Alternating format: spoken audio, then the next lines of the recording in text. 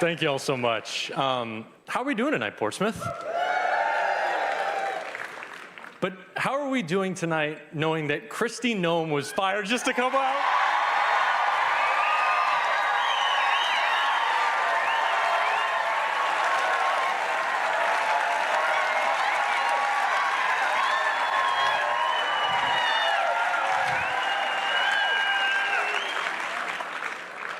Keep your pets safe tonight, okay? It's gonna be a mess. But it is not just that sad state of affairs at DHS that I think is important to talk about tonight. Before we bring out a man who has fought maybe like no other in this country, I want to talk about the fight that's been happening here. Because recently, we saw Donald Trump attempting to set up another one of his many disgusting, depraved, immoral concentration camps here, and y'all booted the fuck out of the state. So I just want to give yourselves a round of applause.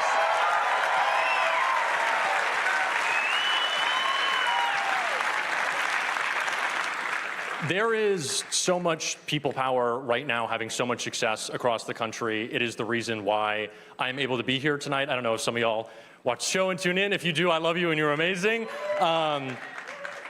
But there is no person who has taken on that mantle and shown what it means to fight. He talked about it in his book that I'm very excited for y'all to read, and we're going to talk about it a lot tonight. But he has shown it in every aspect of a very multifaceted career.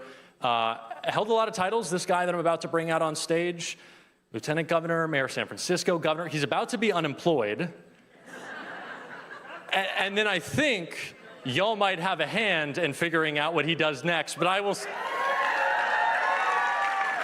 will save that for later in our conversation. Let's bring out the man, Governor Gavin Newsom. Thank you, everybody. Thanks for being here. Thank you. Thank you, guys. Thank you. Thank you, thank you. Unemployed, huh? Damn. Good to see you.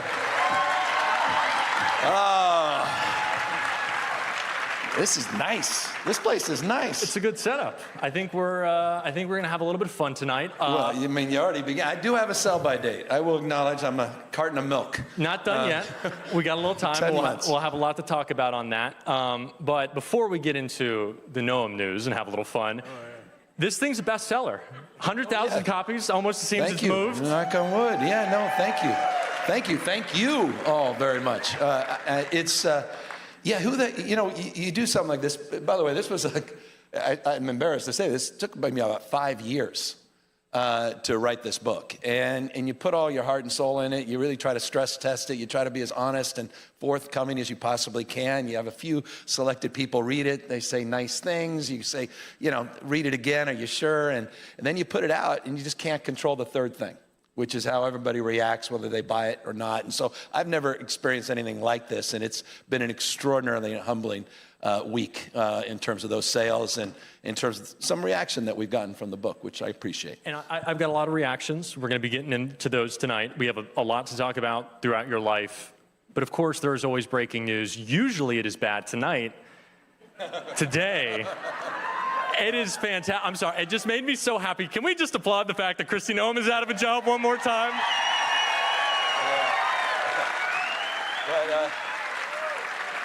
But let's be honest here. The dark heart of this administration is not Noem, it's Stephen Miller, and he needs to be next. And it's really true. In so many ways, she's just a scapegoat in all this. Everything she was doing was designed by Miller. And I don't think it, I know it. Remember where I come from, California. Future, in this respect, happened in California first. We got a guy named Bovino, Greg Bovino, the guy dresses up in, the 1930s garb. And we got to know him during the transition with Trump, where he went into the Central Valley and he specifically targeted Home Depots. And there were some aggressive operations. He was auditioning for Stephen Miller. Within a few months of the new administration coming in, you may recall that I got a call from Donald Trump, 17-minute phone call, where he alleged he read me the Riot Act, where he was actually wanting to discuss how many mega hats he sold and trying to convince me he actually won the debate against Kamala Harris. And the next morning I wake up and he's federalized 4,000 National Guard. A few days later, he sends 700 active duty Marines, not overseas, but the second largest city in the United States. We said it at the time, this is a preview of things to come. A few weeks later, we started to see more of Greg Bovino. We started to see these folks dressed up, in masks with no identification. We started seeing people quite literally disappearing from the streets of Los Angeles. We saw what happened in the shadow docket with the Supreme Court, where they basically gave permission, license to racially profile, not just on the basis of your skin color, not just on the basis of language you speak, but where you congregate. We said that was a preview of things to come. Kristi Noem's fingerprints on all of that, but notably Stephen Miller's playbook. And we have got to call that out, and he needs to be next.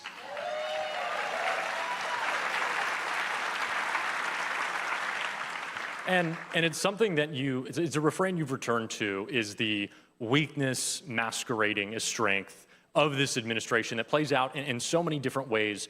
And we certainly see it from those right now beating the war drum in this administration with no regard for the Americans who have lost their lives, who will lose their lives, the billions of dollars we're going to spend every day, because Donald Trump and Republicans, and I want to say, considering we did just have a vote in the House today on the War Powers Act, some Democrats who feel comfortable enough to talk tough and act tough and not want to back it up themselves. I found, and maybe it's because I'm a younger guy, a lot of the connection of what you talked about with your kids and your family and the kind of future-looking view throughout this book.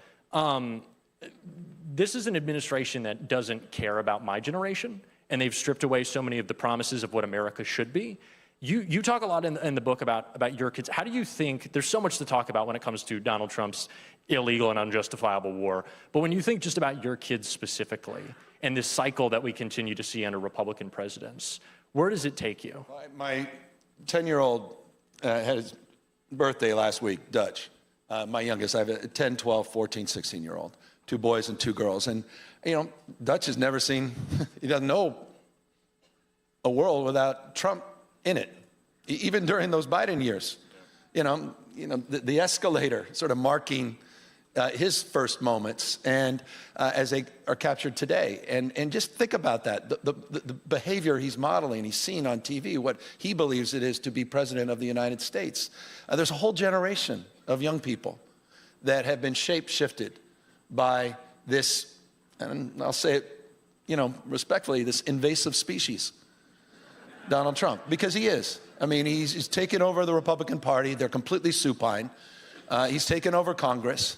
I mean, Speaker Johnson, there's no co-equal branch of government. There was a heartbeat, let's not overstate it, out of the Supreme Court with 1 or 2 decisions, and it actually, Trump was confronted for the first time with the Constitution. And we're getting that check soon from you, right? And we're going to get that reimbursement check of $1,701, which you all are owed as it relates to the illegal tariffs. But look, the one thing all this has in common, I think the whole Trump story is really a corruption story at the core. I mean, even on the tariffs, I mean, let's not forget what the tariffs are about. One of the things that was so self-evident when he was in there on that Friday press conference, and even by Trump standards, it was a low moment as he was condemning and attacking personally the Supreme Court justices in that decision. It's his personal portfolio. I mean, he reduced by 26% the tariffs in Vietnam after he got the golf course deal. $1.5 billion deal, fast-tracked and approved. You saw the $2 billion, the Witkoff family, the Trump family, World Liberty Financial. And in return, the UAE got from you, without any consideration of national security, the American people, they got high-valued computer chips. It's a corruption story, the most corrupt administration in modern American history, perhaps in the history of this country. And it's not just the $400 million planes. It's across the spectrum, jaw-dropping. And I guess that's the great challenge we all have, because it relates to your question, sort of the meta, is, this guy, it's flood the zone, just dominating the narrative. He's got a propaganda network 24/7, working full-time for him. And if you think I'm overstating it, just consider Laura Ingraham herself is a business partner with Donald Trump Jr. They started a SPAC together with, interesting, this guy Chamath, whose partner is the head of, well, runs the AI and crypto policy for the Trump administration. It's a corruption story aided and abetted by the propaganda network of Fox and Sinclair and One American News and Newsmax. So we are up against something profound, consequential. And I think for us, particularly on behalf of our kids and grandkids, in the spirit of your question in this book, it's why I'm here in many respects, that we cannot lose our focus. We cannot lose our momentum.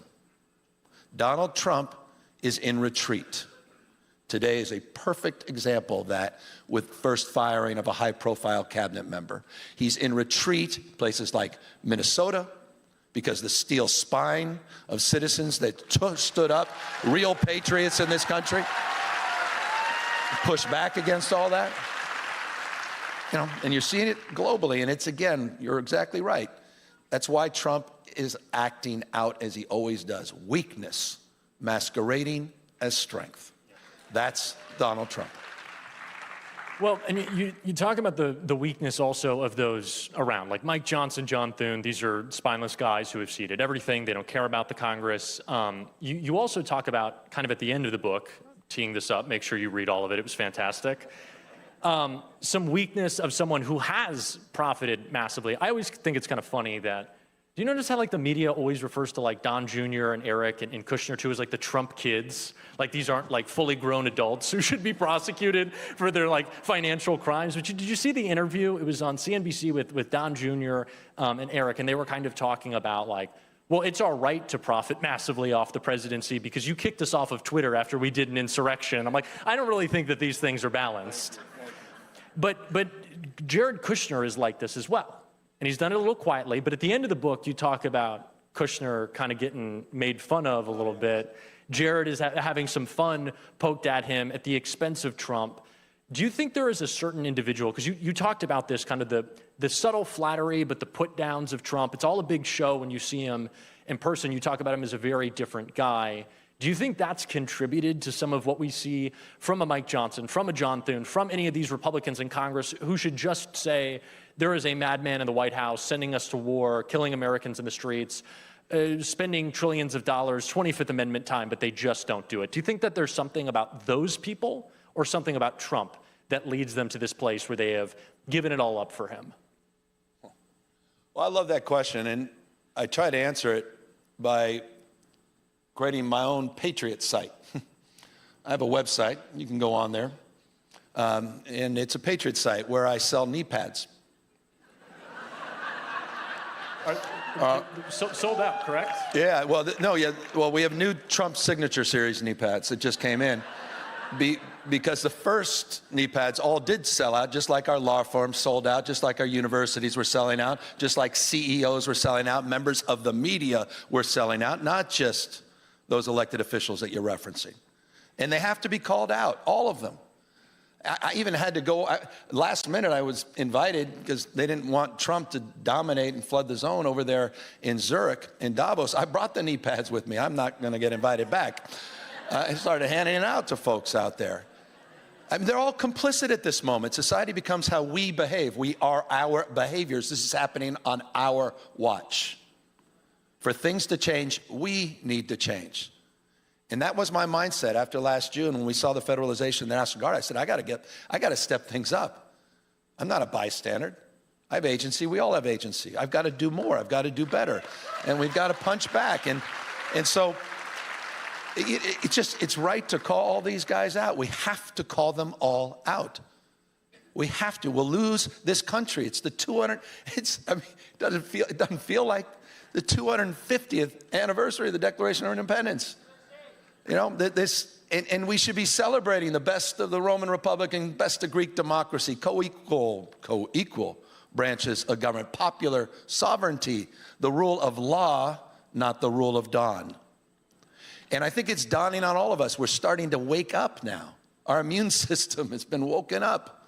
You're waking up, not just here in New Hampshire. We're seeing it all across the country. We're seeing it at the No Kings rallies. We're seeing people finally stand up again. because people are expressing a deeper understanding of what's at stake. And so, from my perspective, this notion of weakness has marked a lot of my frustration. And I'm not here to, and this is not, I'm not trying to bash my party. Well, but this time, sometimes it's necessary. But this time last year, I was worried. You may have felt differently. You may have said, we got this. But I didn't feel that this time last year. I did, you know, Jack, right after Trump was elected, I got a lot of criticism from members of my own party because I did a special session of the legislature to prepare, they referred to in the press as Trump-proofing California. And that wasn't the frame I used, but I understood that frame in the context of having understood Trump and Trumpism 1.0. I was there, and we write about it in the epilogue briefly. This is not a book about my governorship, but in the epilogue, I write about a story that Jack was referring to and a little bit about Trump and how I met him during my transition. For the first time, I was on Marine One, Air Force One. By the way, there's some good stories here. As he's taking me on the royal tour of the plane into his bedroom. And a lot, just saying, He's got a crush. There's some interesting stuff here. You and Zoran, you could really get him. I know, I got to talk to Zoran. I know how this love story ends, Zoran, but we did that, and people said, well, you just, you know, that's a closed fist, not an open hand. I said, well, it's not about that. I hope we don't have to use any of the money we were doing. We did a supplemental appropriation for litigation. We just announced I think it's our 60th lawsuit against Trump. I don't even think there's been, 60 weeks since he's been elected. It's code red. It's not blinking yellow. It's code red. You've seen it. This guy, I was down on this book tour. We kicked it off down there in Atlanta, and it was, met with the commissioners down there in Fulton County. Yeah. I mean, he's going to take over that commission so he can manipulate and manage the outcome, one of the most critical swing districts in the United States for the election this November. We saw what happened on Election Day in California last November when we had an initiative on the ballot, Prop 50, sent out BORTAC teams. These are the Border Patrol tactical units. The guys dressed up, right out of, this is the Apache helicopter guys. And they were all sent out to Dodger Stadium the morning of the election to send a message to our diverse communities. You may not want to show up to vote. Trump sent out on Truth Social that morning, the election was rigged, sent out election monitors from the DOJ, Pam Bondi, who the next day announced the election was rigged, and they observed it, went to the Supreme Court. They are not screwing around. He wants to federalize the election. He says he wants to nationalize it one day, just 15 states elections because of the corruption. What's the SAVE Act? That's not about ID. It's about registration. It's about who gets to vote, who doesn't get to vote. They are not screwing around. We will lose this country. But first, we cannot lose our minds over this shock and awe. And so I just want to long-windedly, sort of back to the introduction here, just thank you all for being here as the antidote to all of that, because you wouldn't be showing up if you'd given up. You wouldn't be here for yourselves and for each other and for this conversation if you had given into the cynicism, fear, and anxiety. So thank you. Well, and that's exactly why when I saw, I think it was 2-3 weeks ago, Senator Alyssa Slotkin asked, is ICE going to be showing up at polling locations? And the answer was, I'm not going to answer that question. And they have consistently not answered that question. So you talk about the rot at the heart of DHS, Stephen Miller, but also we're going to have now Mark Wayne Mullen. I would say I'm not a particular fan of. I don't know what his history with dogs is, but we now have Chuck Schumer saying, in terms of a confirmation vote, I don't know what the opposition is going to be. John Fetterman already came out and said, right away, on top of it, John, he's going to be voting to confirm Mark Wayne Mullen, but this is a guy who's going to do the same exact thing. Like, it's great that we got Kristi Noem out, but he's going to do the same exact thing. What do you say? Like, what do you say to those Democrats? Aren't we in a partial government shutdown? Over funding and reforms at DHS? I mean, I'm old enough to remember that a few weeks ago. Back to the shock and awe, right? Staying focused on what matters. It's not what happens to us, it's how we respond to what happens to us. And so we have responded, all of us, goes to your point in question. Over the course of last year, we're all iterating, and we're all waking up. And we're starting to assert ourselves more. I mean, look, we try to do that, not, you know, and some of you may have seen a little tonal shift on my social media. If any of you have gone to Instagram, you know, forgive me. If my mom were alive, she likely would get that bar of soap and wash my mouth out, but as the good folks at Fox suggested she do. But we also try to do it substantively. And back to my litany, and by the way, that litany, I was barely halfway through the receipts on how Trump is going to try to vandalize and rig the 2026 election. We haven't gotten to what happens after that. But you saw what he did just a few months ago. Texas in the headlines today, and what a turnout, huh? Democrats turning out in larger numbers than Republicans. Thank you, Donald Trump. He is our big, you want get out the vote. Donald Trump is the leader of the get out the vote for Democratic Party. But you may recall, he tried to rig the elections in plain sight. It wasn't that many months ago. Knowing he's going to get shellacked, he's going to get crushed in the midterm elections. It's the one thing we all know and he agrees with, unless he can figure out a way to rig it. And that's why he called Greg Abbott and he said, I'm quote unquote entitled to 5 seats. Entitled to 5 seats. Didn't work out well. And it passed was prologue in some respects. And again, this goes back to the point I was trying to make delicately about my party, our party.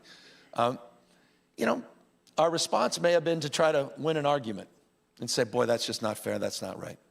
Mid-decade redistricting is just wrong. You know, meanwhile, these guys, the ruthlessness on the other side, we're trying to win a debate and they're consolidating power. And it was a debate I had even internally as governors, you know, because I put out a tweet saying we're watching. People say, oh, thank you, it was a beautiful tweet. I said, you're welcome. And I thought, I'm really contributing to, you know, the reason our founding fathers lived and died. And then someone said, well, maybe you can do something else. I said, oh, no, I'm working on an op-ed. You know, we'll see if New York Times hasn't taken many of my op-eds. Maybe they'll take this one. And I realized that's not going to work anymore. You know, the ruthlessness is real, and it became vivid at that moment. And instead, we decided, obviously, to hold the line, draw the lines, redraw them, and then go back to the ballot in another special election. And we were able to pass Proposition 50, and we were able, with your support, many of you, to redistrict in California. And for me, what was so amazing about that, and it goes to this notion, it was back to just, strength again. Yeah. Getting off our heels, not being shifted, starting to win. We're defining the terms now of engagement. 90-day sprint, raised $118 million. Yeah, and I know at first a lot of us, well, they go high, low, I get it. But again, we're going to lose our country. All of us cannot wait.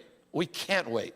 And I bet 99% of you, if someone calls, says, what do you want from the party? Well, I really want to focus on what we're for, not just what we're against. I'm with you. I'm with the 99% of you. But right now, we have to be in this resistance mindset. We'll get to renewal. And that's the easy part in so many respects. The hard part is right in front of us every single day. And so that's why I believe we have to fight fire with fire. It's about being strong and right, not weak and wrong. And so that's the energy. And Jack, just bringing it back to the book, it's part of the journey that I've been on, the iterations of my life. And by the way, if you all came here hoping to have a book on the 10-point plan to restore America's future and how we all get out of the muck, then you should leave now. That is not this book. If you came here to, learn about a politician's book, a sort of sanitized version, I worked so hard, I raised my son, all that. No, that's not this either. This is a book that I told you took 5 years because I was in the process of learning what I thought I knew about my life and my background, and I started learning about all these secrets, all these lies I was told as a kid. I was starting in that process. This memoir became a memoir, I say a subtitle, of discovery. And it became ultimately a love letter to my mom. 19, when she was pregnant, 2 kids at 22, 3 on her own. Came from no wealth, no background, no privilege. I never understood when my dad and mom got divorced. They never talked about it. My mom passed away 20 years ago. My dad survived. This is why the book basically ends. He survived to see his son get elected governor and passed away a few weeks later. He literally forced himself to be there for that moment. And I never understood the moments that marked their divorce until in the process of writing this, someone said, do you know that there was an oral history that your dad participated in at the Bancroft Library? You may want to, listen to it, and maybe you can get some nice old Irish stories to put in the book. Well, one of the first things he talks about is why he divorced my mom. And I remember calling my sister. I said, have you heard? She said, I never knew that. He ran for supervisor, county supervisor in San Francisco, lost, then turned around the next year, ran for state senate and lost, 1968. And in the oral history says he was broke financially and broken and had a breakdown and just had to get the hell out of there and took off, leaving my mom to raise 2 kids on her own. 2, 3, 4 jobs. I describe all her jobs, working hard work and grit. We raised, just single moms. To all the single moms out there, there are no more powerful and potent forces in life. And so the book's a love letter to mom, and to the fact that she, it's just taught me grit, perseverance, and it's a lot of storytelling, and it's also the story of how my father sort of came back into my life over the course of time. Sports played a big role in that, Jack. And we're going to talk about We were talking in the back a little bit about that, and all of a sudden he identified now with me a little bit differently, and then, of course, my passion and my mission for public service. Would y'all believe me if I told you, and you'll learn in the book, that this is maybe a little, weren't always the kind of broad, tall, self-assured, kind of got it. There was some, can you tell me about the suits to school? This was the thing that you'll learn in the book, because the governor was kind of figuring out where he wasn't always, the tallest, most confident. You had to figure yourself out a little bit. And so to kind of get in that rhythm, not tonight, you switched up the look, but you would wear suits to school. You had a suit that you would wear to school. Well, how did this come about? I think the quote from my sister is, "You were such a dork," I think was the eloquent way of describing. She actually literally gave me $10 to go to Macy's to buy some jeans, which she said because I was embarrassing her. I think there's an old Oscar Wilde quote that says the first duty in life is to assume a pose. And the second duty, no one's ever really figured out. And I think I'm in that second phase of my life, but I certainly put on a pose. And this book is, as I say, it's not sanitized. I'm scrutinizing all this. I'm trying to go deeper. Why I have sweaty hands, why my heart starts beating, why I discovered gel. Literally. You got gel in your hair? Yeah, I know, shocky. Why I put that suit on, why I put that mask on, why my face was starting to grow in the mask. That I wasn't being myself, I wasn't being true to myself. It's one of the reasons my mom, I never, there was part of the origin story of my mom is she vehemently warned me against getting into politics.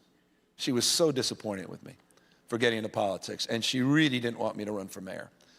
And again, I never understood that until I got the oral history and found out, oh, of course, that's why they got divorced.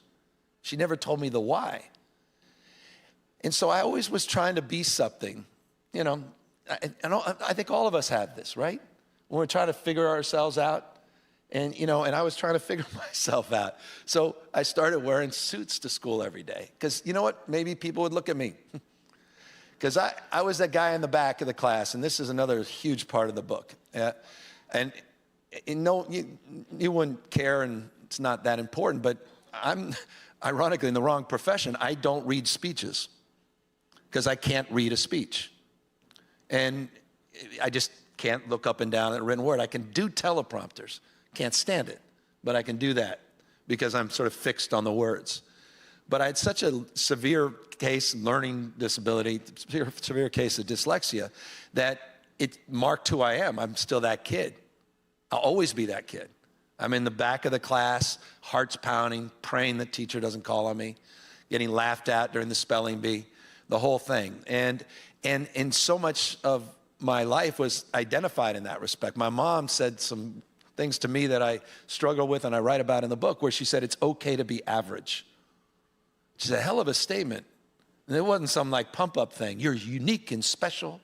You know, you can limitless, you know. And it was like, no, it's okay to be average. You're like, fuck. And so back to the mask and how you overcompensate for that. And so this whole book, it's kind of like the social media last year. It's like, and it's back to my opening comments on a sell-by date. And that's a memento mori. It's life, too. I don't want to dream of regretting the coulda, shoulda, woulda. And one of the great things about being able to write your own story, which we all should do, is it allows you to just let go. A deep breath. And it's like, it's okay. All the mistakes, that process of becoming, discovery, your strengths, your weaknesses, just let it go. And, you know, other people can judge you. And again, that's the third thing. I can't control that. And so it's been a really extraordinary journey, and it's really helped me shape and shift what I'm trying to do in this role as governor of California, and the role that I think we all have as citizens to really meet this moment of Trump and Trumpism head on. I think that deserves a little applause.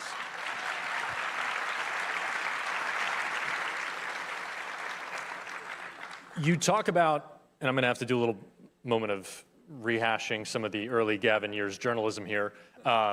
This may be, Jesse Waters may bring this up later tonight, so I may get you in trouble with this, because there's one part of the book, because you talked about overcoming dyslexia, working through that, kind of what helped you find yourself with sports. Talk about how baseball saved you, basketball certainly being part of that. And I came to, I think it was page 74. And so once you get the book, go to page 74. I don't know if, don't quote me on it exactly, we'll find it out. He's talking about your basketball career. And I am a guy who played a little basketball. And I just have to bring up the fact that there's one thing in this book that I really don't trust. You said your senior year, you averaged 19 points and 14 rebounds. That's what I'm talking about, 14 rebounds. And I don't know legit. how you're governor and then not in the league. I'm telling you. Come on. You got some size, you got a frame, a little Moses Malone, some Charles Barkley. What's going on, man? Marin County Athletic League. So let's put it in perspective for anyone that knows. We're a little softer, okay? Are you playing against plumbers? Is that what it was? No, it's just, I think, what's that old French poem says? He only appears eminent because of the flatness of the surrounding terrain. That may be best to describe my basketball career, but well, then on that, I played a little basketball, and I kind of want to see this rebounding technique. No, but come on, yeah, you always. I need to see. That's just you got to use whatever. Are you serious? It's just like what? Are you like working some viral moment? That's like Jimmy Kimmel the other night. I got this Peace Prize. What do you got? So it's that's just like that. You got to use it. You got to know. You got to get the. Come on, man. I'm Draymond Green. What do we do with the elbow? Show me the elbow. No, it's like, well, you knock the hell out of your opponent. That's what you do. Sharp elbows. We need more of that in the Democratic Party. Yeah, yeah. But no, it was sports. But that's what ultimately got me out of my shell, and I became just got a little better every single year, and worked my way from right field. Anyone knows Little League, right field, and eventually made it to first base. It's huge, it's metamorphosis. But it ultimately led me to get a miniature partial scholarship that got me into a 4-year college. Again, SAT score was not my ticket into a 4-year college. My academic career, you don't have to do op research on me, folks. I put it all out there. Is it 1520? Right? Is what you landed yeah, I think it's 960, trust me. And which my sister always reminds me. And so it literally, you were able to, that's why, I know some people dismiss sports and that's not, but I love it because the one last thing that unifies us, except Trump, is just try to take it all over. You saw today, by the way, he's building a 100,000 seat stadium for a UFC fight that he says he's building. That's what he was talking about today. I thought Republicans wanted to get sports and politics and separate them. So it's just when it works out for them, they're happy to inject themselves in sports. I was just so pleased he went out there for that Super Bowl. But, you know, I would have enjoyed that with Bad Bunny, but that's a whole nother aside. That would have been a very different kind of Super Bowl halftime show. But so for me, that was, you know, it was a big part of, dominant part of my life. And one of the just give you the character of my mom, you know, we kind of were latchkey kids. And, you know, as I said, she was doing part-time bookkeeping. She was part-time waitress. And she was doing work at I Magnum's, you know, buyer there. And working for Aid to Adoption of Special Kids, kids with intellectual and physical disabilities and all these side jobs. And so she was, you know, my dad was distant in those early days, but she was there as much as she could. And I remember one Little League game where sadly I played the whole game. And so, yeah, first time at bat, you know, swung and missed. Second time, swung and missed. Third time, strike three. Went up to plate 2 more times, struck out 3 times, just devastated. And Joe Wagner Field in Larkspur, California. And I remember my mom watched the end of the game, and I'm just demoralized. I'm quitting. I'm done. I hate this. The worst thing. Why do you make me do this? The whole thing. And she grabbed a box of balls, and she went back out a couple hours later. No one was on the field. We lived nearby. And she started throwing batting practice to me. And I never realized at the time, I mean, it was a lesson in life. You know, it was about resilience, and it was about grit. And so all these memories, all these stories that I just, you know, and I never, you know, I also wrote about being with her on her last breath. These are things I never told her. I never said I love you. I never did. I was this young man in a hurry, you know, and constantly just focused on me, you know, my learning disability, my struggle. Never understood what she was going through. We always had roommates. I write about, you know, waking up and all of a sudden there's 2 people living in her bedroom because she's now in the living room because she's just hustling, making ends meet. We were a foster family growing up. Suleiman and a lot of these amazing young men that came into our lives because of my mom and her hard work and grit. But I was there with her many years ago. And this is one of the privileges of public service is fast forward. I'll get to that. When she called me, she leaves a voice message, says, "Hi, honey, it's your mom." And literally. And she goes, "Next Thursday will be the last day you will be able to see me. You may want to check in before then." A literal voice message. I'm running around. I've got a few little businesses. I opened a little restaurant and wine store. And I'm doing my thing. I wasn't paying much attention to her. She had breast cancer. It came back. She overcame it the first time. I kind of took that for granted. I'm doing my thing. I immediately do what you were going to, you know, anyone would do in a voicemail. I called my sister. I'm like, "What is going on?" She goes, "You need to get over now." Went home and my mom said she was going to do an assisted suicide. And I didn't realize how much pain she was in. And she found a courageous doctor. It was illegal in California. And I know good people can disagree on this, and I deeply respect people that do not approve of this. But I can't thank that doctor enough for having the courage and being willing to lose his license to help her get through this misery. And in order to help her, my sister and I were the last 2 with her. And the doctor came in, did the doses, and there's a process. And I don't know if any of you have ever done this. God bless you if you have. Nothing about it is romantic. It's not like the credits on a movie, and it's like, this is like traumatizing. And it was so bad, my sister just, as she was having a hard time breathing, she looked at me, we're holding hands on both sides of her, and my sister just takes off and runs out. I'm like, "It's okay, go." And I didn't know what to do, and because I said I'd be there. And I was holding her hand in those last sort of desperate breaths.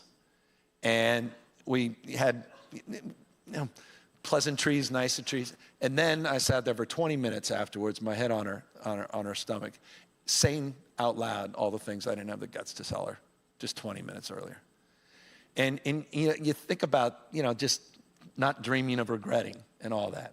And again, to the motivation. You know, this book was not supposed to come out this year. This was supposed to come out a couple years ago. I know everybody, you know, I'm in New Hampshire. You know, I mean, this story writes itself. There's no way you're going to believe this. Something could happen. But yeah, but it's back to this. It's just it's for my kids. I literally dedicate it, saying, you know, my 4 beautiful kids, so you can continue the story. But it's a love letter to those that raise us and to those remarkable people. And you know, I learned that my mom, you know, she, you know, when she was a kid, her dad put a gun to her head in a raging fireplace, threatening to kill her. He came back from Korea, where he spent almost 3.5 years as a prisoner of war, and he came back broken, raging alcoholic, ultimately committed suicide himself, threatened my mom as a young child. All this stuff, I didn't know any of this. And it explains so many things in so many ways of who I am today and how this echoes generation, how everything is shape-shifted. And so again, it's been a powerful and a cathartic process. And, you know, and I know many of you have struggles much more challenging, much more interesting, but it's really important and so motivating, I think, to really start to understand who you are in a deeper and richer way by relating to those, you know, your grandparents, your great-grandparents, to their stories and their lives, and trying to do justice to bring their lives to print as well, because I don't want them to be in peril, to be judged not to have lived. And so this has it's meaningful for me, and it's meaningful for me that many of you are here tonight as well. Thank you.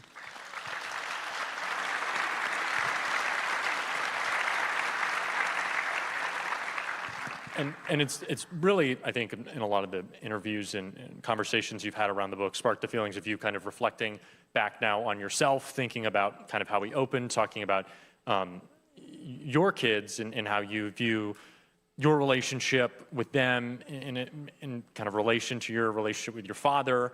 And you talked about how one of your sons texted you about the prospect of, has anyone asked you if you're going to run for president at any point? Has anyone done that?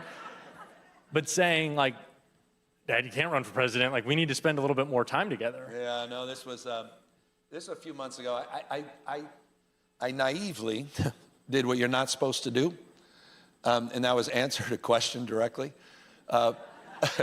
Because Bob Costas, we did some CBS Sunday morning thing about 6 months ago. He tried to ask me to run for president, and I was like, come on, you know, let's talk about something else.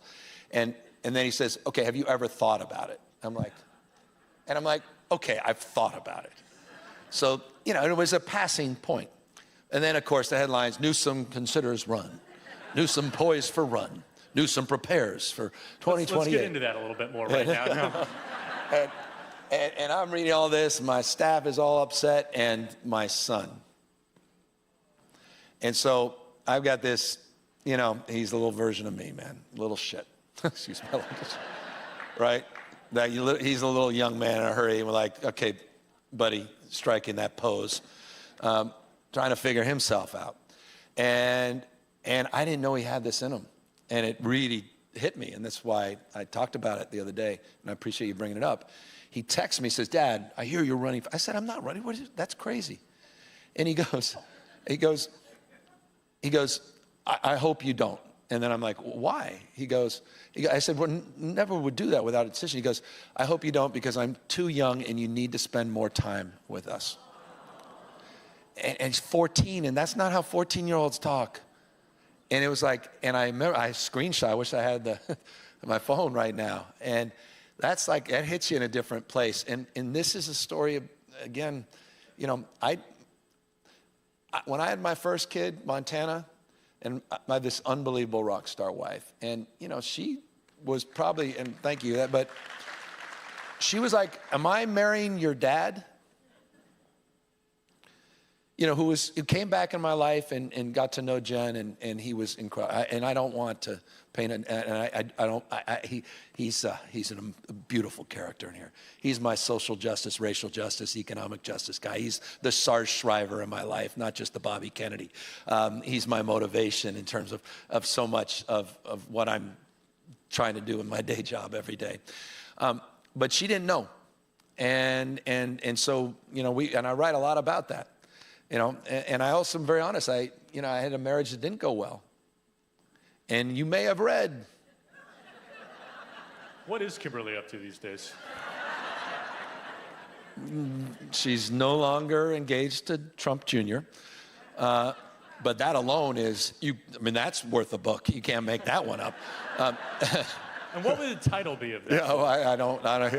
But she was a young woman in a hurry, and I want to only speak positively. You think the best is still yet to come? Or is that you? At least it was memorable. But you know, so my wife's comes from an unbelievable family, just a rock star dad who literally retired early to raise the kids, and it was their basketball coach, their tennis coach, was that kind of person. And here I am, you know, didn't work out, my own divorced parents, and that is an aside, but when we had our first child, that was the real stress test, and I didn't know. I'm like, my dad I always felt a little abandoned, right? You're like, he didn't love me. I always knew he did the older I got, but when you're a child, you don't feel that. And so I just remember when my daughter Montana was born, and you don't know. You'll be like, oh, nice, thank you. And it was like this, like, I know when people talk about, all my West Coast friends talk about light and love, and I'm like, oh God, okay, yeah, I know. And we're all gonna go to Chez Panisse and go have some, organic, whatever. And I'm like, light and love, like this sort of just this weight from head to heart, in a way like a baritone. And thank God. And so for me, I can't screw that up, these 4 kids. I can't screw it up with Jen, and there's nothing more challenging. That's why just grace, no matter you're Democrat, Republican, just grace with young kids, and just in their own journey, in their own relationship to their parents in this business. But that text has an outsized influence on any question about the future. It's not the only headline one of your sons has made. Hunter, right, was a big fan. And this was back last year. Yeah. You talked about of Charlie Kirk, and he came on your podcast. Yeah. Some headlines have been made of the Gavin Newsom show, some recently that we may get into. But he came on, and you talked about how he was a big fan of Charlie Kirk, and Charlie Kirk was very popular with a lot of young people. And I think a lot of people just kind of were shocked by that, responded to that, and kind of got into the nitty-gritty. But I never heard anyone kind of like follow up and ask you, as we're having this conversation about where are social media companies that are owned by people who only have Donald Trump's best interest in mind to profit more. Did you think that plays a role? What do you think drew him to this figure, a little bit in contrast with Dad, right? No, God. No, well, yeah, so just background just to fill in so you understand what you're talking about. So it's interesting, my kids, I broke down. 14. My oldest just got a phone 2 years ago, and I wish I waited till she's 16 now. I wish I waited till she's 30, and I've lost her. That's why I'm promoting this ban for folks 16 and younger in California that were likely to get done this year, because I need help. I need help. Parents, you get it. Like, it's not an intellectual exercise. I need help. All the rules were, so I did a contract with her, then I did an addendum to the contract, then ripped up the contract, and it's you all know. But during COVID, they had little Chromebooks, and they had access to YouTube, and it's like Andrew Tate was finding my son. Like this Peterson guy up in Canada is finding my son. Sure, Rogan was finding my son. The least of my concerns, this guy Kirk. I didn't know all this. He's just doing his homework. He doesn't have social media. He's not watching TV. He's doing his homework. And the day I launched my podcast, and I can get into the why and the motivation, because I know a lot of folks were angry that I, quote unquote, was platforming We'll talk about it. People that I disagree with, which I'll explain in a second. But the morning of that, he goes, Dad, when are you starting that podcast? I said, no, I'm doing it. The first one's today. He goes, well, who are you having on? I said, some guy, you don't know him, Charlie Kirk. And he goes, oh my God, Dad, I have to go meet him. I'm like, how do you know him? He's like, well, all my friends know him. I'm like, he goes, you know, he's kind of funny. He shows up at all the schools and he debates everybody. I'm like, literally, he tried to get out of school that day to sneak in to the podcast and meet, and it was a big wake-up call for me, and it goes to the why I wanted him on the podcast. Why? Because this guy is organizing, and in a profound and outsized way, has been able to organize young men that have drifted away from the Democratic Party in profound and consequential ways. And we have seen this crisis. My wife is a fierce advocate for women and girls. She did years and years ago, she did a documentary that Oprah bought called Misrepresentation, about the mis and underrepresentation of women and girls. But she followed up, and I'm very proud of that. But she reminded me, 2 years later, she followed up with a film she says that you're in, Gavin, called The Mask You Live In, about hypermasculinity and masculinity. She said, you can't talk about women and girls unless you're talking about the crisis of young men. She says, you didn't really pay attention to that film. It was 15 years ago. And she says, nor is your party, the Democratic Party. And we've watched men drift. Suicide rates, 4x higher than women. Dropout rates, deaths of despair. Across the board, you're seeing this crisis of men. And the whole idea is that from the perspective of, often for Democrats, we thought it was a scarcity mindset, that we were taking away from our agenda for women and girls. When in fact, my wife was making the exact opposite point as a fierce feminist, that it's precisely what we need to focus on is fair play and partnership, and we need to address the crisis of young men and boys. But Charlie Kirk understood that. Trump understood it. He exploited it, hasn't done a damn thing to address those underlying issues. So for me, the podcast was a way of exploring that. I want to know how the other side ticks. I want to know how Trump ticks. I want to know what gets under his skin. When I started doing those all-cap tweets, I did it. And I put my picture up on Mount Rushmore. I was dressed up as the Pope. A lot of shirtless I photos. looked like Superman. And it's the whole idea of putting a mirror up to the absurdity of Trump and Trumpism, but with a sense of humor. And I'll tell you one thing, these guys, you know, all these sort of guys that are on the spectrum of that sort of, you know, they don't mind indignation. They actually thrive on it. It makes them appear even more powerful the more outraged we are. What they really despise is humor and being mocked. True. And that's why I thought it's important. So that's what I'm exploring when I reached out to the other side.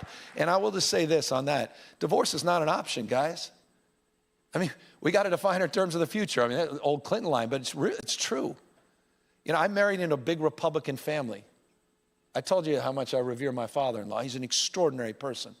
He, by the way, only learns about me watching Jesse Waters and reading the. Talk about you? Jesse and I are involved. I have a coincidentally $787 million lawsuit against Fox and Jesse Waters for defamation, which, you know, is just, it's pending. I'll just leave it at that because of all the bullshit they've been spewing for years and years and years.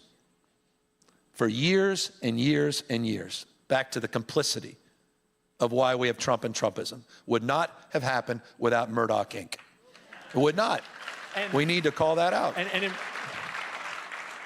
And it certainly won't continue to perpetuate in the same way if it's not for people on the right who have this stranglehold, formerly Charlie Kirk's, which actually I do want to talk about a little future. We are in New Hampshire. I think there's a little bit of future conversation there. I do want to talk about some future on the topic of Charlie Kirk. I don't know if y'all have seen this. There's a photo going around. On the Department of Education, there is a banner of Charlie Kirk, guy who attacked college, a guy who told like 14-year-old girls, like, don't go to college unless you're looking for a husband. And I think that all the banners of Donald Trump, when we have a Democratic president, are certainly going to come down. But if maybe you were in the position of taking down some banners, how would you feel about that Charlie Kirk one? Would that be next on the list? Where would that Charlie Kirk one come? I mean, this is an imperial presidency. This guy's dyed purple, like a king or an emperor. We're having birthday celebrations with the military. By the way, that 100,000 seat arena or stadium he's building is for his birthday next year for the UFC. I mean, these, at the Department of Justice is a giant banner of the President of the United States. Again, the rule of law or the rule of Don. And so, you know, not just about those banners. I mean, that's just a no-brainer. Well, what about this Kremlin ballroom? Yeah. This monstrosity that, by the way, is, again, a story of corruption as well. Absolutely. You think this is free? It's free like a puppy. Don't tell Christy, man. I mean... She's had a tough well day. Done. Well done. But all those folks currying favor, again, you got to kiss the ring. Ask the folks, you know, I mean, what happened to free enterprise? You know, the healthy horse pulling a sturdy Reagan. You know, he's got Ronald Reagan looking down on him literally, not just figuratively, in the Oval Office. It's crony capitalism now. It's state capitalism. 10% of Intel, 25% of AMD and NVIDIA, MP Materials, golden shares. I mean, this is an extraordinary thing to witness. And yes, those banners symbolically and in many respects substantively are dear leader, a reminder of what consequences. So those things, yeah, those things are, that's not even, you know, that's a no-brainer. That's something to look forward to. That's a no-brainer. I want to do a little forward looking at the same time as we do a little looking back, because I think so much of the book is kind of intermixed in the conversations that you've been having about so much current news going on. One of which you gave an answer talking with good guys at Pod Save America when you likened the Israeli government to an apartheid state. And there was a lot of conversation online about that. I think some people said that, I saw some headlines that were saying essentially Newsom is kind of reading the direction of the room. He's, you know, licking the finger, seeing where the wind is blowing, seeing the polls, seeing that. The genocide that is being carried out by the Israeli government is incredibly unpopular with every single American broadly. And they're saying you're just reading that and you don't actually believe what you said there, or it's kind of like a shape-shifting move by you. But it made me think back to 2004 when you risked your own political career talking about and moving forward with marrying gay and lesbian couples in San Francisco, and how... Yeah. Black and white movie days. But how party leaders didn't want to talk to you because of it. You kind of got, you'll read it in the book, a little skirt. President Obama didn't necessarily want to talk to you. He became a rock star and champion on it. But you also mentioned that Senator Dianne Feinstein, who was one of your political mentors, how after the 2004 election kind of blamed you and said that you restarted this conversation, and it kind of history echoes a little bit. In the same way, 2004 DNC, you're a rising star, weren't invited. 2024 DNC, we let every group talk except for Palestinian Americans. And then that's the group of people that we blame, saying that it's their fault, and not reckoning, realizing, talking about reaching out to people who are seeing their entire families lost in what every expert has called a genocide. And now they're saying Newsom's just reading the room. So what was your reaction to seeing that, of Newsom's just reading the room? Well, I didn't, thank God I don't read comments. I would literally be, you know, in some locked room right now if I did. But if you read the book, you'll also understand my connection to history. You know, I grew up, many members of my family are Jewish. My aunt, Cindy, was married to Ed Asner, the actor, for years and years and years. And she's a big part of this book as well. My uncle Paul Scheer, and you know, first time I went to Israel with him and family, and you know, so I grew up JCC camp every summer, Camp Tawanga, which is my favorite camp, and so I was very much part of it, particularly in the Bay Area, San Francisco Jewish community. I went to Israel a week or two after October 7th. I met with President Herzog. I met with Bibi in a bunker. Before I left, I got crates because we brought a field hospital. I went to the hospital in Israel to meet with victims and family members after the atrocities of October 7th. And so I want to level set on that basis. What I can't accept today, though, is what Bibi Netanyahu is doing in Israel. And I just can't countenance that. And that was, good people can disagree. I don't like the direction he's going. And I was specifically referring to a Tom Friedman column last week where Tom used that word of apartheid as it relates to the direction Bibi is going, particularly on the annexation of the West Bank. And I can't sit back in the spirit of this book, in the spirit, that define marriage equality, and this, in terms of, my values and beliefs, and watch that. I disagree with Bibi on, I went on Meet the Press. I said, it was about a year ago, he was doubling down on stupid, just abandoning a two-state solution. And so, yeah, I'm pointed in that respect, and I'm very angry with what he is doing and why he's doing it. What he's going to ultimately try to do to the Supreme Court there, what he's trying to do to save his own political career. And so forgive that outrage. I'm very angry about this war, with all due respect. Not because I'm angry the Supreme Leader's dead, quite the contrary. I'm not naive about the last 37 years of his reign, 47 years since 79, the revolution. But I'm also mindful that you have a president who still is inarticulate and incapable of giving us the rationale of why. Why now? What's the end game? And then the zig and zag, the justifications, I'm trying to deal with 2 million people that are going to lose their health insurance in the state of California because of that big, beautiful betrayal. 2 million. No other state harder hit than the state of California. Tax cuts for billionaires, Medicaid being cut, Medicare being impacted, food stamps, all of those things happening, and now we're not helping folks in LA. They haven't done a damn thing about that wildfires last year. Not a dollar of support, not one penny. One of the worst natural disasters in American history, not a penny. But now we're overseas, and now we've got a regional war, and we have allies shooting down our planes. We have 6 Americans, including a young man, younger than me, who lives in Sacramento, California, who just died.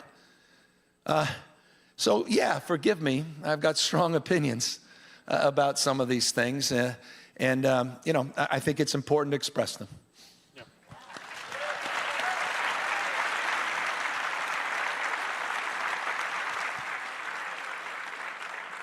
And like I said, I want to do a little bit more future, given where we are and kind of a lot of what's been going on. But I wanted to get back into what you had to say about kind of, not in the spirit of that question, but reading the room when it comes to, or understanding what makes, and we've had conversations about a guy like Steve Bannon, right? And Steve Bannon kind of helped build Donald Trump, his facade. Again, these things are lies. Yep.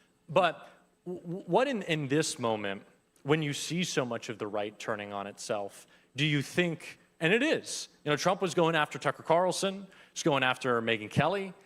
What do you think when you sit down and have a conversation with someone like Ben Shapiro? Like, what was your takeaway from that in terms of what do we need to be talking about? What do we need to be saying? Certainly not on the policy, but on the framing and in the reaching people and the organizing. I kind of want to get back to that. Like, as you look into the future, what has been your takeaway of a conversation with Steve Bannon, a conversation with Charlie Kirk, a conversation with Ben Shapiro? And the guy who tried to recall me, Newt Gingrich. Frank Luntz, I'm talking about framing and messaging. Those are not the only guests I have on this show, quite the contrary. And by the way, I say this to folks all the time. No one has to tune in. I'm just trying to, I sincerely am trying to understand motivation. I'm trying to understand what we're actually up against. I've always believed, and a big part of this book, I'm a small business guy, started right out of college, pen to paper, a part-time employee, Pat Kelly, and I grew the business, about 21 small businesses, about 1,000 employees. I say that to not impress any of you, but to impress upon you this notion, my passion for entrepreneurialism and iteration. I believe in failing forward fast, not being reckless, but taking risks. Same-sex marriage, perfect example of that. I think it's one of the reasons we're the only state in the country that has universal health care regardless of pre-existing conditions, ability to pay, and your immigration status. I've been condemned for that, but we do it. That's why we have $25 minimum wage for health care workers in my state. That's why you can bet insulin for $11. We're willing to take on big fights in all of those categories. And we, get muffed up too. I mean, I get, take the hits. But I've always believed in the context of looking, success leaves clues. Success leaves clues. Why did we get, this guy, Donald, how did Donald Trump win? How did we lose 7 swing states? Right? And all of us have opinions on that. I'm up to 27 pages of your opinions and my opinions. I'm not, by the way, someone thought I was kidding, and I had a member of the press come in. She said, Jesus, 27 pages.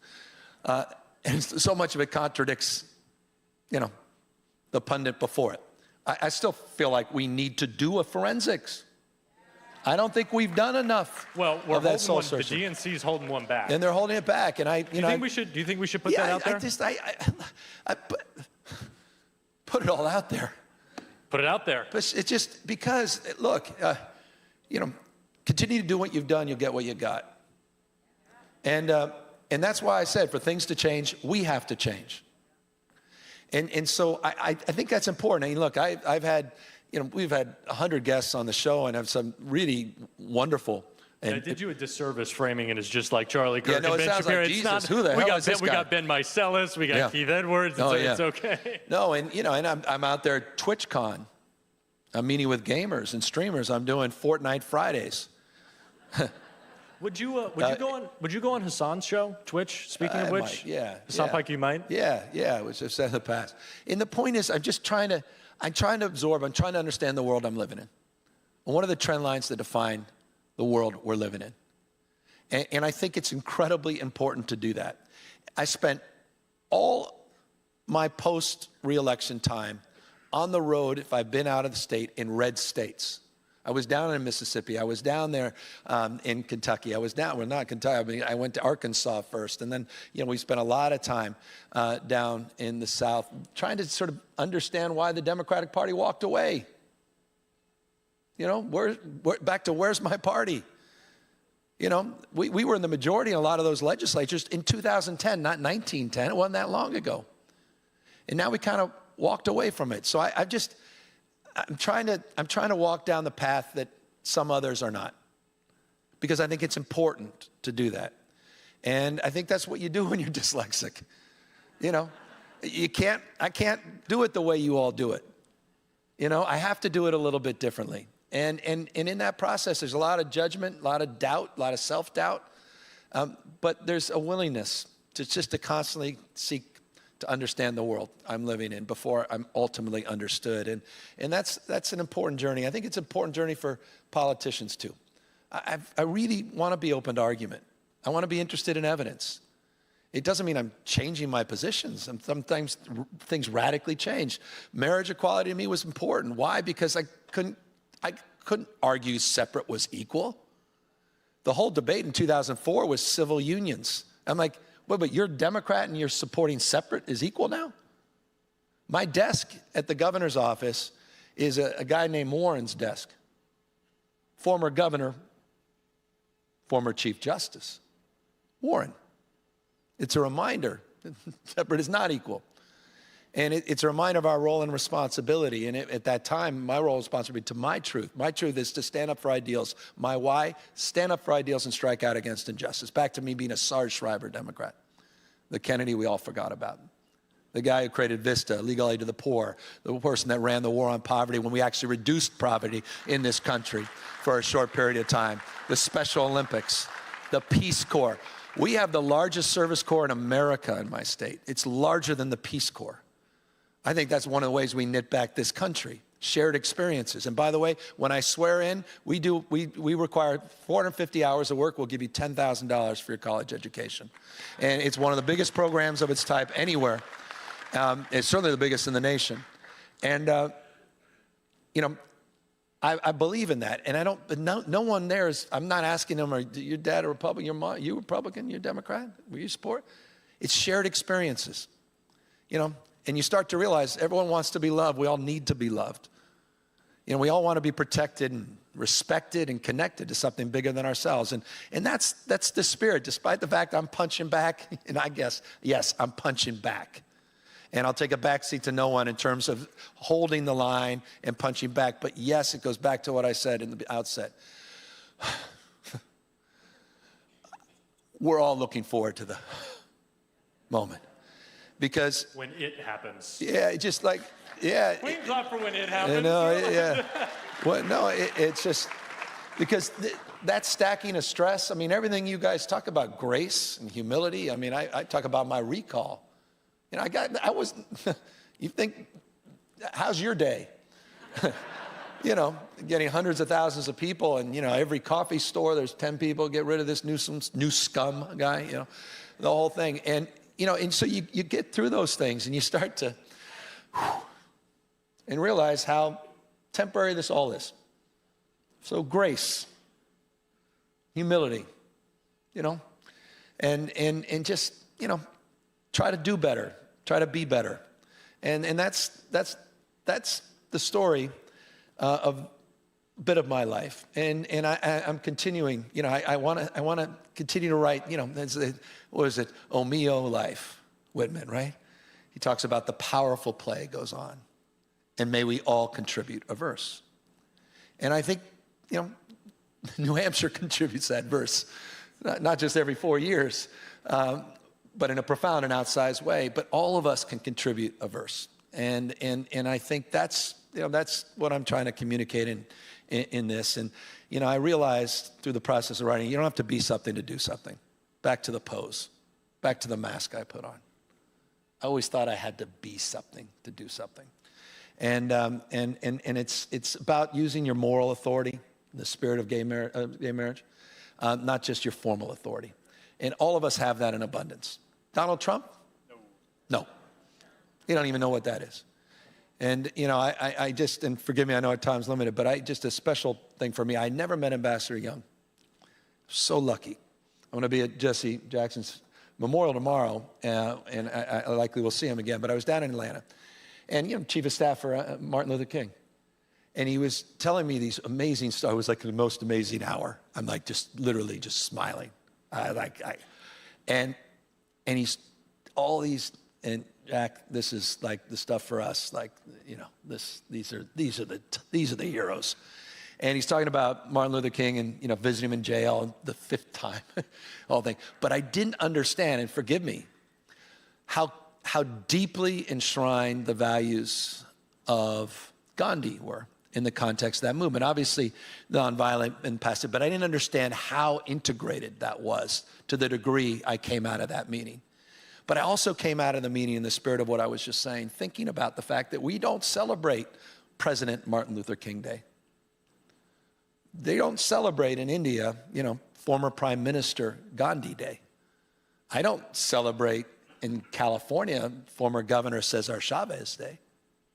And you start thinking about, and, you know, even and it proves my age, you know, I even think about guys like Havel and the Velvet Revolution in Czechoslovakia. You think, even Mandela, you know, just short 4-year term. What he's defined by is not his time in office. What all those folks, frankly, are defined by is their time in jail. They all shared that at their peak of their influence. They all shared that in common. But it was their ability to exercise their moral authority.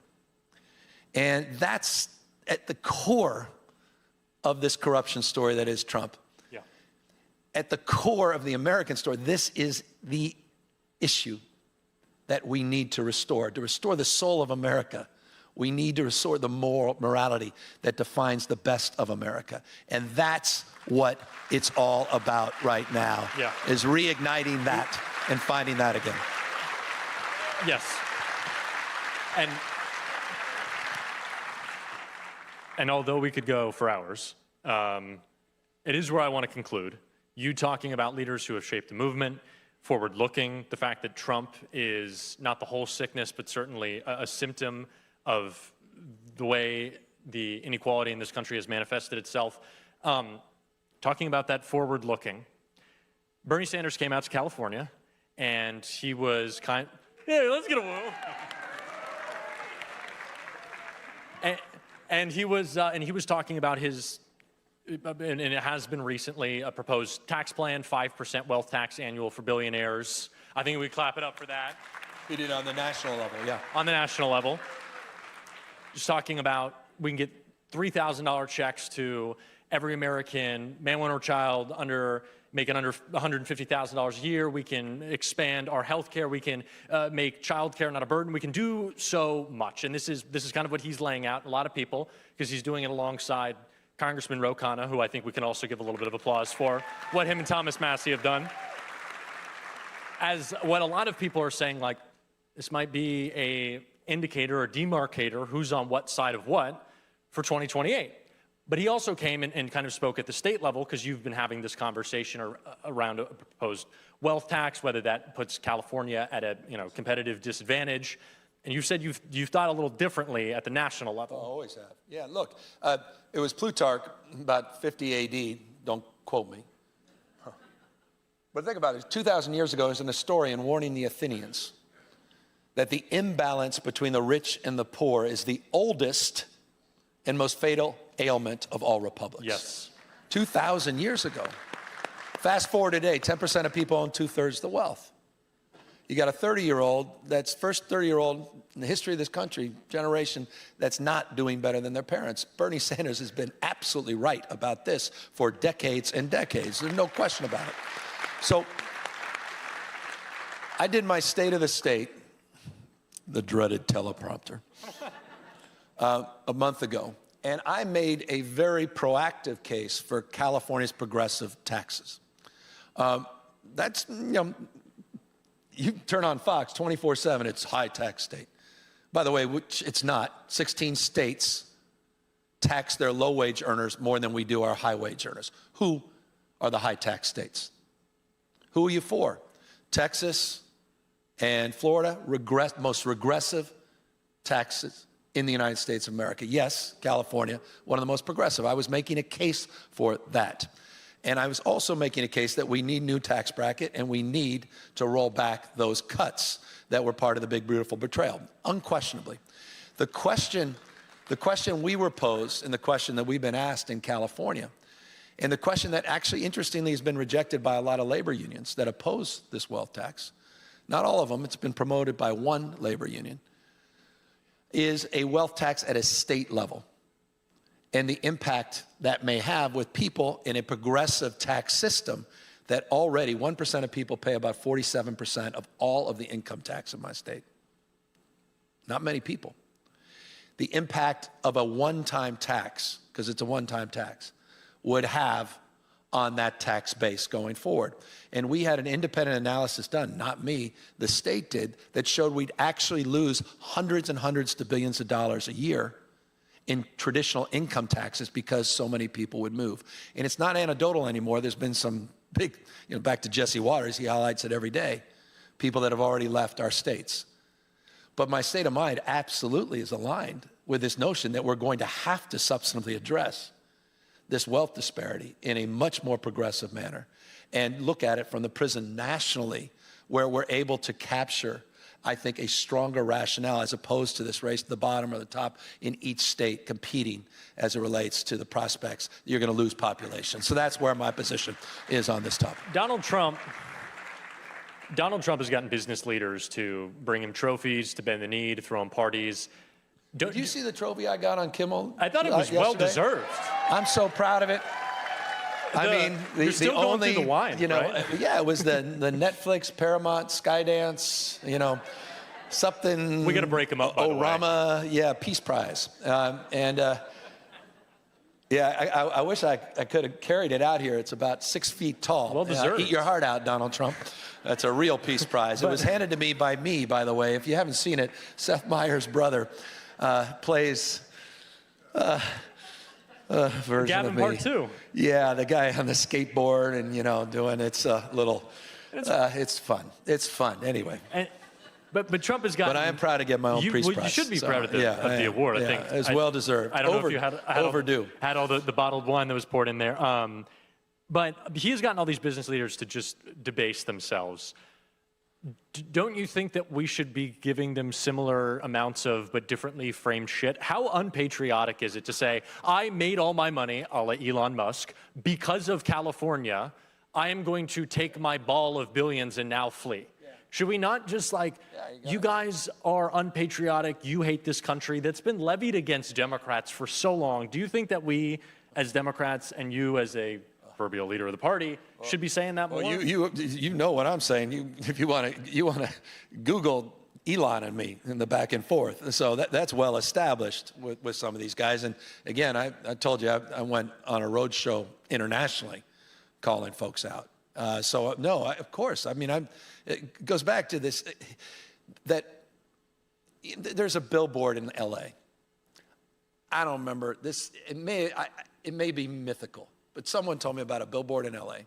on the 405. Anybody know the 405 freeway in L.A.? Yeah.